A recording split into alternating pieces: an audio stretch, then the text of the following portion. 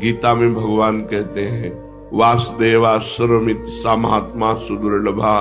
जो पूरे जगत में भगवान वासुदेव को देख रहा है वो महात्मा बड़ा दुर्लभ है। अब बड़ी खींचतानी समाज में चलती है। कोई किसी संप्रदाय के संत की खींचातानी कर रहा है, कोई किसी की कर रहा है, कोई किसी की कर रहा है, और उनकी जिनकी खींचातानी की जा रही उनके पक्ष की उनकी कर रहे हैं। अब दोनों की सुन के लगता सत्य कौन है? सा महात्मा सुदुर्लभा, जो सब जगह एक भगवान को देखता है। ये ऐंचा घसीटी एक दूसरे की निंदा कलयुग का बहुत बड़ा प्रभाव बढ़ रहा है। किसी भी प्राणी के अंदर यदि एक बात आ गई कि वो परमात्मा सर्वत्र विराजमान है और वो भजन कर रहा है, तो वासुदेवा सर्वमित सा महात्मा, भगवान उसको महात्मा कहते हैं। सा महात्मा सुदुर्लभा। किसी संत का अनादर किसी संत की वाणी के द्वारा मुझे तो समझ में नहीं आता। भगवान ने संत की परिभाषा बताई है, सा महात्मा वो महात्मा है जो वासुदेवा सर्वमिति। तो हम सबसे प्रार्थना करना चाहते हैं, यदि आप अपना परमार्थ बचाना चाहते हो, भगवान के मार्ग में अग्रसर होना चाहते हो, तो किसी की भी निंदा मत कीजिए। किसी की भी निंदा अगर करोगे तो आपका परमार्थ रुक जाएगा, आपका परमार्थ रुक जाएगा। जो दूसरों का हित कर रहे हैं, जो निर्विकार हैं, हम लोग पाषाण से भी भगवान प्रकट करने वाले हैं। हम सनातन धर्मावलंबी पत्थर से भी भगवान प्रकट कर लेते हैं। तो फिर जिसने हमारे भगवान को भजा उनकी हम चरण वंदना क्यों नहीं करते? जो भगवान को भजे, भगवान को हमारा सर झुकना चाहिए। हम ये नहीं कहते कि तुम वहां जाओ, लेकिन उनका नाम आते हैं आदर के सहित हम निंदा किसी। एक बार कोई राम बोले तो तुलसीदास जी कहते हैं, तुलसी जाके मुख से धोक्यो निकसत राम, ताके पग की पग तली मोरे तन की चाम। और वो राम को भजकर राममय हो गए। आप क्या समझते हो? थोड़ा सा आप धार्मिक बुद्धि को अध्यात्म में जोड़िए। अध्यात्म का तात्पर्य सर्वत्र विराजमान परमात्मा में एकाकार बुद्धि, तो आपको समझ में आ जाएगा। अरे क्रूर पापी में भी भगवान देखना है, फिर जो भगवानमय हो गए हैं उनकी निंदा स्तुति। तो ये जो संतों की निंदा करते हैं, ये अपनी मानसिकता को दिखाते हैं। तो हम सबको चाहिए, सत्संगियों को, कभी भी किसी भी संप्रदाय के किसी भी संत की निंदा नहीं करनी। कोई भी जो भगवान को प्राप्त होता है वो उसी धरा को पहुंच जाता है, चाहे जहां से चले वो वहीं परमात्मा को प्राप्त हो जाता है। जो सच्चे संत हैं, तो तुम्हारी श्रद्धा हो या ना हो, उनका प्रभाव बदल देगा। अगर कहीं श्रद्धा कर लो तो बहुत जल्दी काम बन जाएगा। पर श्रद्धा ना करने से, जैसे आप सोए हुए हो, सूर्योदय हो गया है पर आपको भान नहीं है, पर जब आंख खुलेगी तब आपको सूर्य का प्रकाश दिखाई देगा। ऐसे सच्चा संत मिल गया है पर आपका परिवर्तन नहीं होगा। परिवर्तन तब होगा जब श्रद्धा की आंख खुलेगी, तब आपको प्रकाश दिखाई देगा। अगर हम श्रद्धा पूर्वक किसी संत का सेवन करें तो बहुत जल्दी परिवर्तन हो जाएगा, और अगर अश्रद्धा से भी सेवन करें तो श्रद्धा आ जाएगी, धीरे धीरे श्रद्धा आ जाएगी। पर किसी संत की बाहरी परिवेश से हम किसी संत की आंतरिक स्थिति को नहीं जान सकते। बाहरी परिवेश उनका संसारिक हो सकता है, लेकिन अंतर में उनकी बहुत ऊंची स्थिति हो सकती है। अंतर की स्थिति को कोई अंतर वाला ही जान सकता है। संतों को एकांत में रहकर मौन साधना करना ठीक है या लोक कल्याण के कार्य करना ठीक है? एक महात्मा परम सिद्ध शक्ति संपन्न एकांत में रहता है, लेकिन वहीं से जगत का मंगल करता है। सर्वे भवन्तु सुखिनः, सर्वे सन्तु निरामयाः, सर्वे भद्राणि पश्यन्तु मा कश्चित् दुःखभाग्। उसके इतने जोर की ऊर्जा शक्ति होती है, पूरे संसार के कल्याण करने के लिए उनके शरीर से परमाणु निकलकर जगत मंगल करते रहते हैं। अगर ऐसे संत ना होते ना तो जितना पापाचरण हो रहा है ना तो भस्म हो जाए। ऐसी ऐसी मिसाइलें बनी है कि प्रांत का प्रांत आग लग जाए, नष्ट हो जाए। 25-100 किलोमीटर दूर तक मार करने वाली, अब जरा सा बुद्धि खराब हो जाए तो प्रांत का प्रांत नष्ट हो जाए। और होंगे, अभी भजन हो रहा है, अभी भगवत शांति का प्रचार प्रकाश संतों से हो रहा है, कुछ प्रचार कर रहे हैं, कुछ प्रकाश कर रहे हैं। एकांत में जो बैठकर तो उनका प्रकाश होता है, उनके परमाणु जाते हैं और हर जीव के पापों का नाश करते हैं। एक है कि जो एकांत में बैठ करके खूब भजन करते हुए शक्ति संपन्न होकर जगत का मंगल करते हैं, वह एक है जो भजन करते हुए दूसरों को उपदेश देते हुए दूसरों का मंगल कल्याण करते हैं। अगर दोनों को तौला जाए तो पहले वाला श्रेष्ठ निकलेगा। अगर दोनों का तौला जाए कि कल्याण दोनों में से किसके ज्यादा होंगे, तो उसके ज्यादा होंगे जो एकांत में बैठकर भजन कर रहा, मौन, कभी बोला नहीं, पर उसमें जो भजन के परमाणु है वो जीवों का परम मंगल कर देंगे। जीवन मुक्त पुरुष महापुरुषों के द्वारा जो कर्म होते हैं, क्या वो पाप पुण्य जैसे होते हैं? जैसे एक संसारी आदमी काम करता है, अच्छा तो पुण्य हो गया, बुरा तो पाप हो गया। तो जीवन मुक्त पुरुषों के द्वारा जो कार्य संपादन होता है, तो क्या वो शुभ अशुभ की तरह होता है, पाप पुण्य की तरह होता है?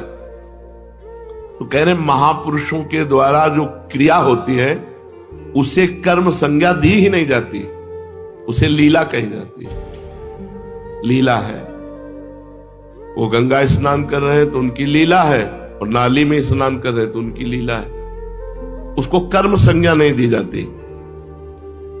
जहां कर्ता ही नहीं बचा, अहंकार ही नष्ट हो गया, तो अब वो पूरे विश्व को भंडारा करा रहे तो कोई पुण्य नहीं, और उसके द्वारा कुछ लीलाएं हो रही तो कोई पाप नहीं। वो पाप और पुण्य दोनों से बड़े। अब अच्छा हो रहा है तो उसकी प्रशंसा करेंगे संसारिक, और अगर उनकी बुद्धि के खिलाफ हो रहा है तो उनकी अवहेलना करेंगे। जो सिद्ध संत होते हैं, देखो इसी में परीक्षित जी को संशय हो गया था कि धर्म के लिए भगवान ने अवतार लिया, वही रात्रि में एकांत में गोपिकाओं को बुला करके रास करना, ये क्या धर्म के विरुद्ध नहीं हुआ? परीक्षित जी के इसी प्रश्न से रास का विश्राम कर दिया कि ये तो, जबकि परीक्षित जी लोक संग्रह के लिए प्रश्न, तब उन्होंने कहा कि जो भगवान शंकर जैसे हैं वो विष का पान किया, दूसरा पान करे तो मर जाएगा। ऐसे ही जो महापुरुष है वो जो कर रहे वो हमें नहीं करना, वो जो उपदेश कर रहे और उपदेश से जो उनके आचरण मिले वो करना, बकाया नहीं करना। वो महापुरुष है, उनकी लीला है, वो क्या कर रहे। तो क्या महापुरुषों के द्वारा पापाचरण भी होता है क्या? ये तो साधनावस्था में ही छूट गया था, तो सिद्धावस्था में कैसे हो सकता है? तुम्हारी मति गति के परे की लीला हो सकती है। जैसे ब्रज के भक्तों में पढ़ना, ग्वारिया बाबा, तो एक बंगाल से परिवार आया था और उनके साथ 18-20 वर्ष की लड़की थी, 70 वर्ष के बाबा होंगे, साफा बांधे रहते तो राजा महाराजा की तरह। देखा बोले यार की मर्जी हो गई, अब इससे ब्याह करेंगे। उनके पिता ने कहा कैसी बात करते हो? उनका ना अब तो ब्याह करेंगे। अब वो इतनी जोर से आवाजें होने लगी कि भीड़ लग गई। क्या हुआ क्या हुआ? बाबा ने कहा इस लड़की से ब्याह करेंगे। उनका हम ऐसे कैसे कर देंगे इनके साथ? बोले नहीं ब्याह करेंगे। झगड़ा शुरू हो गया। पिता ने कहा वो पिंड बचाना मुश्किल हो गया। बाबा ने कहा अगर ब्याह नहीं करोगे तो चिता लगाकर भस्म हो जाऊंगा। उसने कहा तुम मर भले जाओ, हमारा क्या बिगड़ रहा है, हम ब्याह नहीं करेंगे। तुम ऐसा थोड़ी अपनी बेटी का ब्याह कर देंगे। बाबा ने चिता लगा ली। ब्रजवासियों ने कहा हाथ जोड़ के कहता हूं तुम हाँ कह दो, अगर ब्याह कर लेंगे तो जो कहोगे वो हम हार जाएंगे। बिल्कुल नहीं होगा ब्याह, तुम हाँ केवल कह दो। उसको वो समझाया, बंगाल से आया था, तो उसने कहा बाबा ब्याह कर लो, हम राजी हो गए। बोले अच्छा चलो चिता में नहीं बैठेंगे। यार की मर्जी नहीं है, नहीं ब्याह नहीं करेंगे और चल दी। अब आप बताओ क्या सोचोगे आप? तो सिद्ध पुरुषों की कुछ ऐसी लीलाएं होती हैं जिनको समझ पाना बहुत कठिन होता है, बहुत कठिन होता है। हम तो बस उनके चरणों में नमस्कार करें कि उनके प्रति कहीं अपराध न बन जाए। तो संतों की कुछ ऐसी क्रियाएं होती हैं जो हमारी मानवीय धरा से ऊपर होती है, वो बालवत होती है, बिल्कुल निष्पाप होती है, निष्कलंक होती है। ऐसा नहीं है कि कहीं पाप कर्म बन जाए, पर उनकी क्रियाएं ऐसी होती है जो करता नहीं है, वो भगवान की एक वृत्ति जैसी उदय होती है। हमने देखा है ऐसे सिद्ध महापुरुषों के दर्शन में गंगा किनारे एक से एक उनको मस्त राम कहते थे। कोई उनसे चारा कटवा रहा है, कोई उनसे पिसना पिसवा रहा है, कोई मसाला पिसवा रहा है। एक बहुत पढ़ी लिखी प्रवीण थी, उसने देखा कि ब्रह्मबोध संपन्न महापुरुष है। वो मतलब कपड़ा लत्ता भी धो देते थे। बाबा मस्तराम कपड़ा, बच्चों जैसा उनका स्वभाव। वो मिले तो आप ऐसा लगेगा कि हजारों बार मिल चुके हैं। इतने परमाणु प्रेम के, इतने गले लग क्या है, और गुरु भाई आप कैसे, ऐसे लगता है हमें जानते हैं क्या। और उनका व्यवहार ही ऐसा था, वो भगवत स्वरूप। तो उसने फिर उनके सामने कार्य रखा कि ऐसे संत से यदि संतान उत्पन्न हो तो जगत पूज्य। तो उन्होंने कहा कि देवी मस्त राम की मस्ती एक सीमा तक रहती, चल रही। वो समझ रहे थे कि बावरे हैं, तो उनका देवी मस्त राम की मस्ती एक सीमा तक रहती है, और घर के बाहर निकल गए। उन्होंने खुद संतों से अपनी बात बताई। तो कुछ संत ऐसे होते हैं जो सीमा से ऊपर होते हैं, हमारी बौद्धिक धरा से। हमें किसी की निंदा नहीं करनी।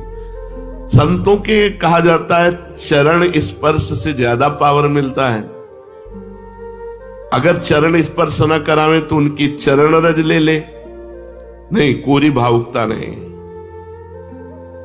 संतों के शरीर से भागवतिक परमाणु निकलते हैं, क्योंकि हर समय भजन में रहते हैं। तो हाथों की अंगुलियों के पूर्वों में आगे,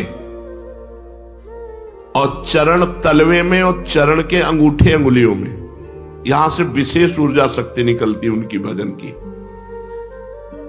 इसीलिए विद्युत परमाणु जैसा काम करती चरण रज, बिजली जैसा काम, क्योंकि तलवे में और चरण के अंगूठे में वो स्पर्श हुई चरण रज विशेष। पैर छूने से लाखों गुना लाभ चरण रज से मिलेगा। उनकी चरण का चिन्ह बना, चल रहे हैं आगे, कहीं ऐसा सौभाग्य हो कि पानी है मजा के गए, चरणामृत सीधे मिल रहा है। चरणामृत अपने तो बहुत सौभाग्य कई बार ऐसे मिले हैं। पैर के अंगूठे में सबसे ज्यादा परमाणु होते हैं संतों के। अतः जहां जहां संतों के चरण स्पर्श होते हैं, वहां वहां की रज पूरे शरीर के विद्युत को उस रज में, उनके शरीर में जो ऊर्जा शक्ति भजन की वो उस रज में, इसलिए उस रज का। और यहाँ वृंदावन की रज तो महारानी जी की चरण रज है। सद्यो वसीकरण चूर्ण मनंत शक्तिम तम राधिका चरण रेणु मनुस्मरामि। रोज चरण वंदना वृंदावन की करके और रज लगावे, बहुत लाभ प्राप्त होगा। जो रोज रज का सेवन करता है उसके अंदर भागवतिक परमाणुओं का समावेश हो जाता है और वो परम पवित्र हो जाता है। ऐसा कोई तीर्थ से भी पवित्रता नहीं मिलेगी जैसा भक्तों की चरण रज से। भगवत दर्शन का सर्वोत्तम उपाय क्या है? भगवान के दर्शन करने का सर्वोत्तम उपाय क्या है? भगवत दर्शन का सरल और सर्वोत्तम उपाय दिन रात उनके नाम का जप करो और एकांत में रो, भगवान मिल जाओ। दिन रात नाम जप करो और भगवान के रुदु सुस्वरम राजन कृष्ण दर्शन लालसा। बिन रोए किन पाइया प्रेम प्यारा बिन। लाडली जी ने राधा माधव चिंतन में लिखा हुआ है कि एक गोपी ने पूछा श्री कृष्ण प्राप्ति का उपाय किशोरी जी क्या है? तो किशोरी जी ने कहा हमने तो केवल आंसुओं को ही समझा है, केवल आंसुओं को ही समझा है प्रीतम की प्राप्ति का उपाय। जो रो रो करके नाम जप करता है, पुकारता है, रोता है, भगवान उसको दर्शन देते हैं। दूसरे नंबर की बात है कि तुम दर्शन के लिए व्याकुल कितना हो।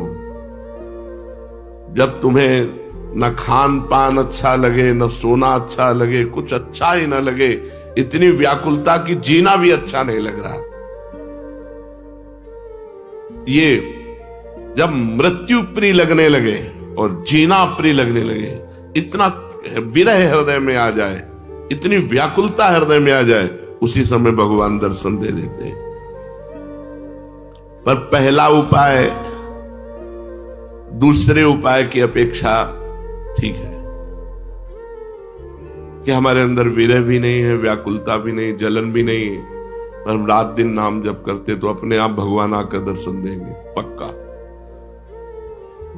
ना चाहो तो भी आके मिल जाएंगे। देखो मार्कंडेय जी भजन कर रहे हैं, चाह नहीं थी भगवान शंकर और पार्वती जी की, पढ़ के देख लो भागवत में, अपने आप आकर के दर्शन दिए। नर नारायण भगवान दर्शन दिए, सब दर्शन दे देंगे। खूब भजन करो।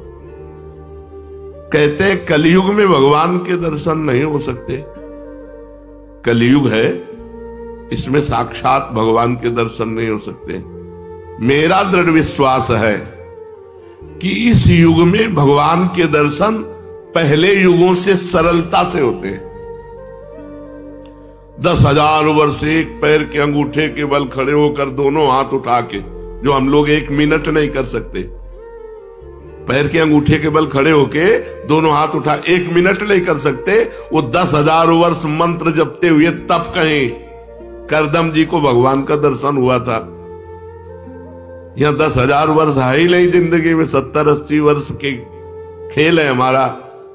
इसमें अगर हम निरंतर नाम जप कर लें तो बिना किसी तपस्या के भगवान के दर्शन हो जाएंगे। कह रहे मेरा विश्वास है कि इस कलयुग में भगवान के दर्शन बहुत सरल हैं, सहज हैं, पहले युगों से भी।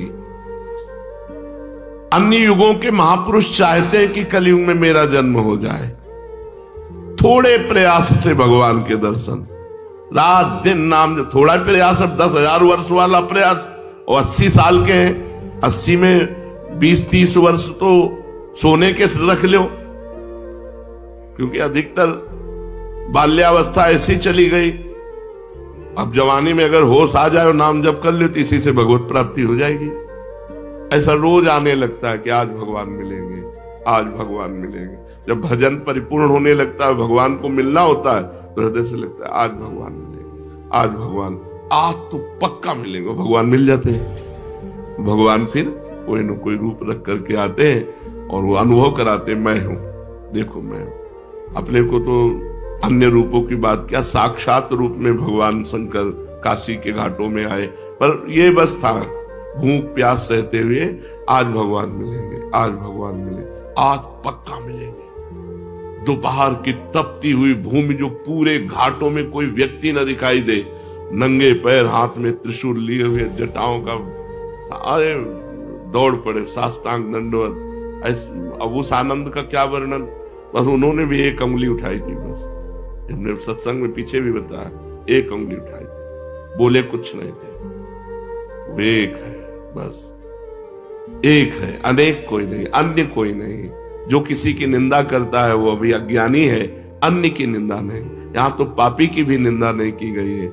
ये क्रूरापि पापिनो न च सताम संभाष्य दृश्यास्य सर्वानुवस्तुतया निरीक्ष परम स्वाराध्य बुद्धिर्मम। मेरा दृढ़ विश्वास है कलयुग में थोड़े ही भजन से भगवान का साक्षात्कार हो जाता है, क्योंकि अल्पायु है हम लोगों की।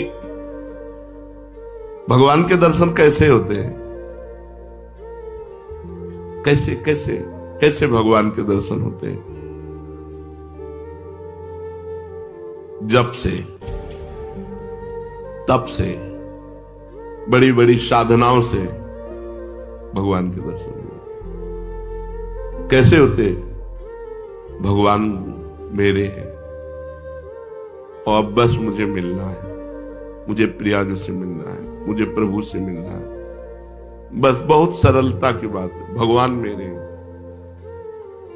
जितना माँ से प्यार है, जितना बहन से प्यार है, जितना शरीर से प्यार है, जितना पुत्र से प्यार है, उतना भगवान से प्यार हो जाए, भगवान मिल जाएंगे। उनको तो थोड़ा भी प्यार दे दो तो मिल जाएंगे, पर थोड़ा भी प्यार नहीं है, कैसे भगवान मिले? कौन भगवान से मिलना चाहता है? किसको व्याकुलता हुई? कौन रात भर जगा भगवान से मिलने के लिए? कौन कई दिन भूखा रहा भगवान से मिलने के लिए? ये बातें हैं।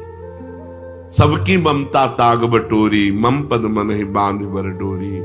अब प्रभु के सिवा मेरा कोई नहीं, मेरे तो गिरधर गोपाल, दूसरों न कोई। हृदय व्याकुल है प्रभु के मिलने। वो इतनी तक तो पहुंचना ही नहीं पड़ता, इसके पहले ही वो हृदय और मानस में छाने लगते हैं, फिर साक्षात्कार तो अपने आप हो जाता। इतना नहीं पहुंचना पड़ता, मारो नहीं, सहज सरल आनंद, व्याकुलता आनंद भरी। और उतने में आप थोड़ा करके देखो, आपकी भावना में आते हैं कि नहीं प्रभु? अभी देखो आप जितना भजन करते हो उतनी भावना में आते हैं कि नहीं? देखो आप, तो वैसे आपकी भावना के सामने है। और जब गाढ़ भावना हो जाएगी तो ये आपसे बात करने लगेंगे। वो है, कोई कण ऐसा नहीं जाना हो। तो जब आप भावना कर रहे हैं तो आपकी भावना में जो झांकी आई वो आए हैं प्रभु, वो केवल कोरी भावना नहीं है। क्या साधना करते करते साधन के बल से भगवान मिल सकते हैं? नहीं। आप खूब साधना कर रहे हो, साधना का आपको बल है, उससे भगवान मिल जाएंगे? नहीं, उसका फल मिलेगा आपको, तप लोक, महालोक, जनलोक, ब्रह्मलोक और भी, लेकिन भगवान नहीं मिलेंगे। भगवान का मिलने का एक ही उपाय है कि वो कृपा कर दे, वो कृपा कर दे। कोई साधक चाहे कि अपने तपोबल से, अपने साधना के बल से भगवान को बांध के सामने खींच के लाए, ऐसा कोई तपस्वी नहीं पैदा हुआ, ऐसा कोई साधक नहीं पैदा हुआ। कितना भी साधन किया जाए, कितना भी योग किया जाए, परंतु भगवान के दर्शन सिर्फ भगवान की कृपा से होते हैं। वो देखकर द्रवित हो जाए कि बहुत तप कर रहा है, बहुत साधन कर रहा है, थक गया है, अब द्रवित होकर भगवान दर्शन दे दे। लेकिन कोई अपने तपोबल से, कोई ये कि मैं साधना कर रहा हूं, भजन बल से भगवान को अधीन कर, ऐसा नहीं कर सकता। वो जब भजन करते हुए दैन्य भाव, तो भगवान द्रवित हो गए और वो दर्शन दे दिए। क्या जैसे हम दो मित्र मिलते हैं ऐसे भगवान से मिलकर वार्तालाप कर सकते हैं? हाँ, अवश्य। यदि आपके अंदर भगवान से प्रेम उदय हो चुका है तो भगवान आपसे दो मित्रों की तरह एकांत में मिलकर परस्पर वार्तालाप कर सकते हैं। बिल्कुल, इच्छा जगाओ, मिलने की इच्छा जगाओ। जब एकांत में भक्त और भगवान बातें कर रहे हैं तो दूसरा देख सकता है, दूसरा सुन सकता है? नहीं। मान लो यहीं बैठकर भगवान से बातचीत हो रही हो, तो जैसे नारायण स्वामी थे, अरे भाग तो भाग, कितना भागेगा, और कपड़ा समेट के पीछे भागते, तो लोग देखते कोई नहीं सामने, बाबा पागल हो गया है। कुसुम सरोवर तक दौड़ के आते, फिर लौटते, फिर मुखारबिंद तक दौड़ के जाते, फिर वहां। जब प्रेमी जनों ने पूछा तो बोले हमारी उसकी छुआछुई हो रही, वो देखो सामने दौड़ रहा है, मैं उसे पकड़ रहा हूं। लेकिन सबको लगता कि पागल हो गए हैं क्या, दौड़ रहे हैं। कहते भाग तो कितना भागेगा, आज मैं पकड़ के छोड़ूंगा, और सामने कोई है नहीं। तो लोग पागल ही तो समझते थे, तभी भक्त को एक पागल संज्ञा दे दी जाती है। श्री भगवान यदि भक्त से मिलकर बातचीत कर रहे हैं और भगवान चाह ले कि हमारे और भक्त के दर्शन करके हमारे और भक्त की बात सुन ले, तो वो सुन लेगा, अन्यथा समाज में भगवान मिलकर चले जाएंगे और वो नहीं जान पाएगा। भगवान कृपा कर दें कि इसको मेरे दर्शन हो जाए, मेरी भक्त की बातचीत सुनाई दे, तो वो सुनने में। दूसरा सामर्थ्य नहीं है कि वो भगवान और भक्त की वार्ता को सुन सके या देख सके, जबकि प्रगट में होगी, पर वो सुन नहीं पाएगा, देख नहीं पाएगा। भगवान मिलने वाले हैं, कैसे पता चलेगा? उसकी पूर्व की स्थिति क्या होती कि अब भगवान मिल जाएंगे, बस अब पक्का। भगवान के साक्षात्कार के पहले उसे स्वप्न में भगवान मिलेंगे। स्वप्न में भगवान का आना होगा। फिर वो बैठे बैठे दिव्य प्रकाश उसके झलकने लगेगा, वो प्रकाश में भगवान की झांकी करेगा, जिसको साक्षात्कार होना, साक्षात स्वप्न में भगवान के दर्शन होना। ऐसे नहीं कि कोई फोटो के दर्शन हो, स्वप्न में ऐसा कि हम देख रहे हैं, बातचीत कर रहे हैं भगवान से। जागृत में बैठे बैठे दिव्य प्रकाश, उसी में भगवान दिखाई दे रहे, वो भगवान से बातचीत कर रहा है। ये पहली स्थिति होगी। फिर साक्षात भगवान प्रकट होकर उसे दर्शन देंगे। प्रकाश के अगर दर्शन नहीं हुए तो भगवत दर्शन का भी अधिकारी नहीं। स्वप्न दर्शन के बाद भी दिव्य प्रकाश उसके नेत्रों के सामने छाया रहे, हर समय ललित त्रिभंगी मूर्ति सामने विराजमान है। भगवान की दिव्यता को सहन करने के लिए वो प्रकाश दर्शन आवश्यक है, इसलिए पहले भगवान प्रकाश दर्शन देते हैं। स्वप्न दर्शन ऐसे नहीं कि कोई चित्रपट के दर्शन के या तीर्थ स्थान के दर्शन के या कोई श्री विग्रह के आप मान लिए भगवत दर्शन, नहीं, साक्षात जैसा, जागृत जैसा स्वप्न में दर्शन। फिर जागृत अवस्था में प्रकाश, दिव्य तेजो पुंज में भगवान का भाव, क्योंकि भगवान के दर्शन की दिव्यता को सहने की सामर्थ्य आनी चाहिए, नहीं तो वो तेज सहन नहीं कर पाएगा। उसको ऐसा धक्का लगेगा कि एक साथ जैसे बड़ा पावर बिजली का करंट, तो मर जाएगा। ऐसे एक साथ धक्का लगेगा उसके हृदय में, झेल नहीं पाएगा। इसलिए पहले स्वप्न दर्शन, फिर भावना, फिर दिव्य प्रकाश, फिर साक्षात दर्शन। साक्षात दर्शन ऐसे भगवान के ऐसे कोई जिसको समझाने के लिए बिजली का भारी करंट मार दिया जाए, झटके में वो बस ऐसे। भगवान अनंत सामर्थ्यशाली। कहते हैं तुम घर सजाओ भगवान आएंगे। हाँ, तो मन का घर, ये बाहर वाला घर सजाने से नहीं कि बाहर आप खूब सजा दो लीप पोत के, तो भगवान यहां मन रूपी घर को, मन से संसार रूपी कूड़ा निकल जाए, दैवी संपदा आ जाए, मन मंदिर बना लो, मन सजा लो, मन के दुर्गुण हटा लो, मन को संसार से खाली कर दो, भगवान आ जाएंगे। मन रूपी घर को सजाना। क्या भगवत प्राप्ति प्रारब्ध में लिखी है कि तुम्हें जाओ इस जन्म में भगवत प्राप्ति हो जाएगी? नहीं। भगवान का भजन संत समागम के द्वारा प्रारंभ होता है, और भजन के द्वारा हमारा भाग्य नया निर्माण होता है भगवत प्राप्ति का। वो पूर्व जन्म से नहीं होता कि अगला जन्म तुम्हें भगवत प्राप्ति हो जाएगी, वो भजन से होता है। क्या प्रारब्ध बाधा पहुंचा सकता है? इच्छा प्रबल हो, भजन कस के हो, भगवान की अनन्यता हो, तो प्रारब्ध बाधा नहीं पहुंचा सकता, नहीं पहुंचा देगा। प्रारब्ध बहुत बुरा होता है। जिसे मान लो दोनों किडनी फेल, डायलिसिस, बड़ी समस्या, बड़ा परेशान, पर भगवान की कृपा से चल रहा है, साधन भी चल रहा है जो भगवान चला रहे हैं। जैसे अगर बताओ प्रारंभ में ये हो जाता, मान लो भजन शुरू किया, प्रारंभ हो गया, मार दिया ना प्रारब्ध ने, तो प्रारब्ध बाधा पहुंचा सकता है भगवत प्राप्ति में, यदि भगवान की अनन्यता न हो, भगवान की शरणागति न हो, भगवान का भजन न हो।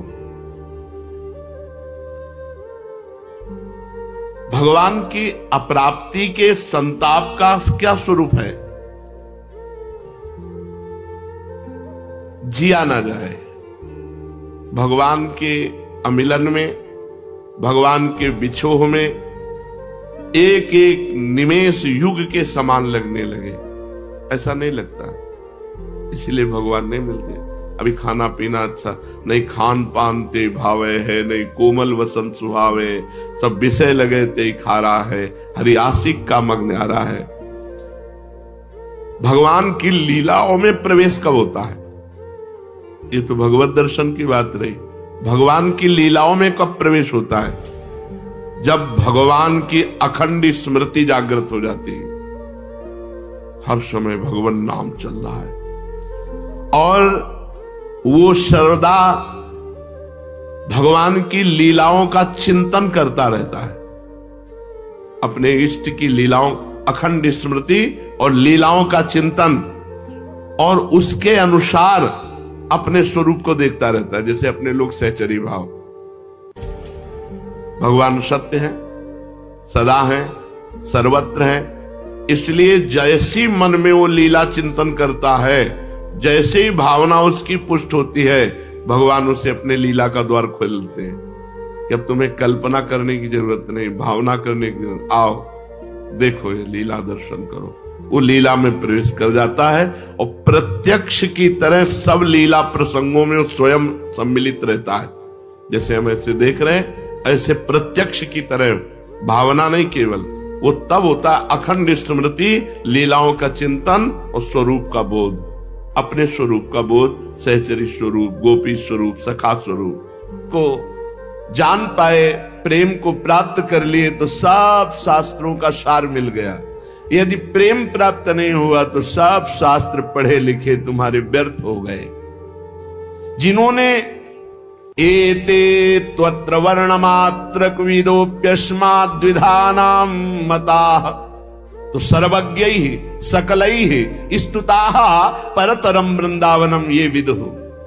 जिन्होंने वृंदावन के परम तत्व प्रेम को प्राप्त कर लिया, जान लिया, वे सर्वज्ञ हो गए। सकलैः स्तुताः, अनंत ब्रह्मांडों में सबके द्वारा वो वंदनीय हो गए। परतरम वृंदावनम ये विदुः, जो वृंदावन के प्रेम तत्व को प्राप्त कर लिए। प्रेम तत्व वृंदावन का क्या है? श्री प्रिया प्रीतम के प्रति अनन्य भाव, बिना प्रयास के जैसे विषयी पुरुष विषयों का चिंतन करता है, ऐसे ही महाभागवत प्रेमी के हृदय की एक एक वृत्ति प्रिया प्रीतम में समर्पित होती रहती है। शांत स्वांतम अवेहि देहि वचनम देहि स्वहो कामिनी रूपाग्नौ न पतंग वन्निपतरे चक्षु प्रमादादपि अद्यशो न पतिष्यतोष्वपुषः पोषाय दोषाकरै कुर्याः संगम भंगवास नियमो वृंदावने गृहताम्। तुम ऐसा मान लो कि आज ही तुम्हारा अंत काल आ गया, सुधर जाओगे, पक्का सुधर जाओगे। जिस समय तुम्हें ये बात समझ में आ जाए कि अब तो मृत्यु नजदीक है, तो पाप में रति नहीं होगी। फिर लगेगा जीवन का सार क्या है, तो भगवान निश्चित आपको सत्संग सुनवा देंगे। जहां सत्संग सुने तो सार बात समझ में आ गई। भजन जीवन का सार है, निरंतर नाम जप करना, निरंतर भजन करना, जीवन मुक्त हो जाओगे। एक महात्मा बड़ी मस्ती से जा रहे थे, तो एक शराब पिए हुए बैठा था और पास में बोतल रखी हुई थी। उसने देखा कि ये भी मस्त और मैं भी मस्त। अरे महात्मा, तुम्हारी मस्ती से मेरी बड़ी मस्ती है। महात्मा ने कहा, क्या मस्ती है तेरी? तेरा भाग्य पढ़ के देख रहा हूं, 7वें दिन मर जाएगा तू, 7 दिन में मर जाएगा। जैसे किसी ने इंजेक्शन लगा दिया हो, एकदम ऐसे चेतना जागृत हुई, खड़ा हो गया, चरणों में पड़ा। आप भाग्य रेखा पढ़ लेते हो? हाँ, मैंने तप बल से तुम्हारे भाग्य को देखा, तुम 7 दिन में मर जाओगे। फेंक दी बोतल, गिलास फेंक दिया। 7 दिन में शरीर छूट जाएगा, तो मेरे जीवन का मतलब क्या रहा? बोले यही तो तुझे समझाना चाहता हूं। ये तेरी मस्ती किस काम की, जब मृत्यु तुझे शरीर से अलग कर देगी, तब ये मस्ती काम देगी तेरे। चरणों में गिर पड़ा। महाराज कोई उपाय नहीं? बोले मरेगा तो 7 दिन में ही। एक उपाय है कि तू अमर हो सकता है। अगर तू गोविंद गोविंद गोविंद ऐसा रटे तो मृत्यु से बच सकता है। घर गया, स्नान किया, गंगा जल रखा था, आचमन किया, हाथ में गंगा जल लिया, अब जितनी आयु बची है केवल गोविंद नाम में व्यतीत करूंगा, कभी जिंदगी में मदिरा पान नहीं करूंगा। महात्मा ने 7 दिन बताया है, तो 7 दिन में निश्चित संतों के वचन कभी मिथ्या नहीं होते। पता नहीं किस जन्म के पुण्य से ऐसा संयोग बन गया उसका कि संत दर्श हुआ और संत वचन पर विश्वास हो गया। अब शुरू हो गया गोविंद गोविंद हरे मुरारे, गोविंद गोविंद मुकुंद कृष्ण, गोविंद गोविंद रथांग पाणे, गोविंद दामोदर माधवेति, गोविंद गोविंद गोविंद गोविंद गोविंद। एक दिन व्यतीत हुआ, 6 दिन रह गए, गोविंद गोविंद गोविंद गोविंद गोविंद। 6 दिन व्यतीत हुए, न खाना न पीना, गोविंद गोविंद गोविंद गोविंद आर्त भाव। 7वें दिन तो अश्रु चलने लगे। निरंतर भगवान के 6 दिन के चिंतन मात्र से हृदय पिघल गया, पाप सब भस्म हो गए। अब तो रो रो के पुकारने लगा, प्रभु मैं बहुत नीच पापी हूं, आज आपके पास आने वाला हूं, आप कृपा करो प्रभु, राधा राधा राधा, जैसे अपने लोग रखते हैं नाम। 7वां दिन कमंडल लिए हुए मंद मुस्कुराते हुए फिर मस्ती से पता लगा लिया था कौन सा घर है। घर पहुंचे, वो आंख मूंदे, गोविंद गोविंद गोविंद गोविंद। बोले भैया आंख खोलो। उसने सोचा मृत्यु ने बोला क्या भैया, क्योंकि 7 दिन की बात थी। 7वें देखा तो महात्मा मस्त। उनका महाराज अब तुम मरने वाला हो। बोले नहीं, कहा था तुम अमर हो जाओगे, मरना तुम्हें 7 दिन में ही है। जो 7 दिन सप्ताह के हैं, किसी न किसी दिन में तुम्हारी मृत्यु, लेकिन अब तुम मरोगे नहीं, अब तुम अमर हो गए। क्योंकि भगवान नाम ये समस्त रोगों का, शोकों का, भयों का, चिंता का नाश कर देता है। उसी दिन से वो भगवत प्रेमी महात्मा बन गया। निरंतर अब जितना जीवन है नाम जप करते हुए भगवान को प्राप्त हुआ। श्रीपाद कह रहे तुम्हें पता है देहिष्विनो, तुम्हारा देह ये जो है कब नष्ट हो जाएगा, कुछ पता नहीं। भूलो मत, अगर आपका स्वास्थ्य ठीक है ना, प्रमाद मत करो, खूब नाम जप कर लो, क्योंकि दिन नहीं रहा, रात आएगी, रात आएगी फिर दिन आएगा। ऐसे सुख दुख का चक्र चल रहा है। यदि आप भजन नहीं करोगे तो इस चक्र से मुक्त नहीं हो पाओगे। अपना अंतकाल आज ही मान लो कि निकट आ गया है, और नियम लो कि आज से हम कभी पापाचरण नहीं करेंगे। पापाचरण करने के लिए हमको बहुत सावधानी, अगर उनको रोकना है, पापाचरण जो हम कर रहे हैं उनको रोकना है, तो हमको बहुत सावधानी रखने की। पहली बात, हमें आहार शुद्ध रखना है।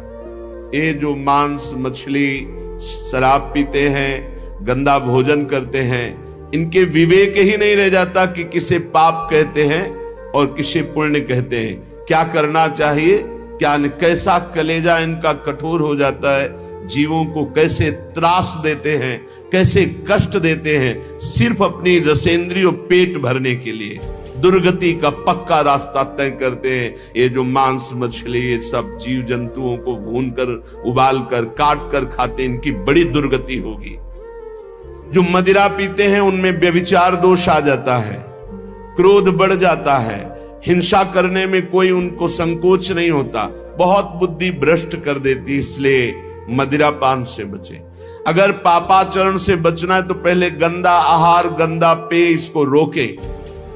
जहां आपकी बुद्धि शुद्ध हुई तो वो आपको गलत मार्ग में जाने से बचा लेगी। अपवित्र बुद्धि सदैव गलत मार्ग की ही प्रेरणा करती रहती है।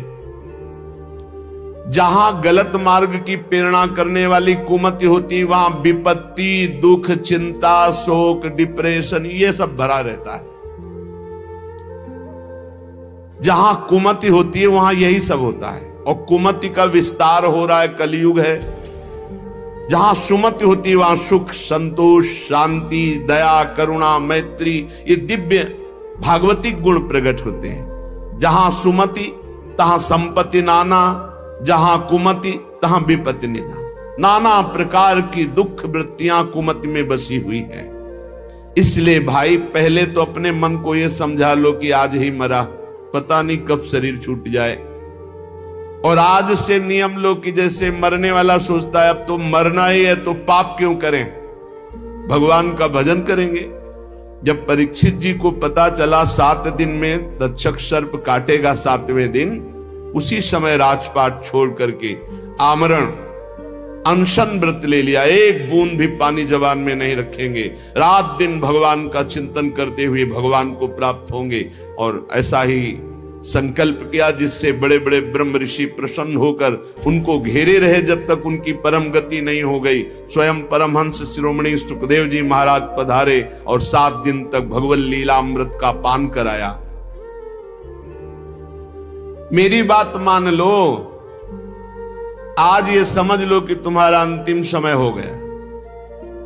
अब आज नियम लो कि अंतिम समय में जैसे कोई पाप नहीं करता, बोले अंतिम समय है, अमुक दान करवा दो, अमुक सत्कर्म करा दो, गंगा जल पिला दो, बस ऐसे ही तुम जियो। पता नहीं कौन सा पल अंतिम समय। हर समय नाम जप करो, हर समय पुण्य भावना रखो, दूसरों को सुख पहुंचाओ, पवित्र रहो, भगवत प्राप्त हो जाओगे। हर श्वास तुम्हारी भगवत प्राप्ति है। अगर हर श्वास में नाम चल रहा है तो चिंता मत करो, वो आखिरी श्वास भगवान की प्राप्ति करा देगी।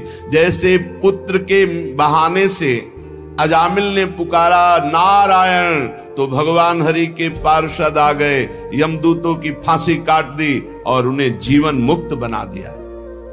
हम भगवान को भगवान जानकर पुकारेंगे, हमारा कल्याण नहीं हो जाएगा। वो पुत्र के बहाने नारायण पुकार रहा है, उसका कल्याण हो गया। और हम जानबूझकर राधा राधा हर श्वास बोल रहे हैं, हमारा कल्याण, अरे कल्याण का परम कल्याण हो जाएगा।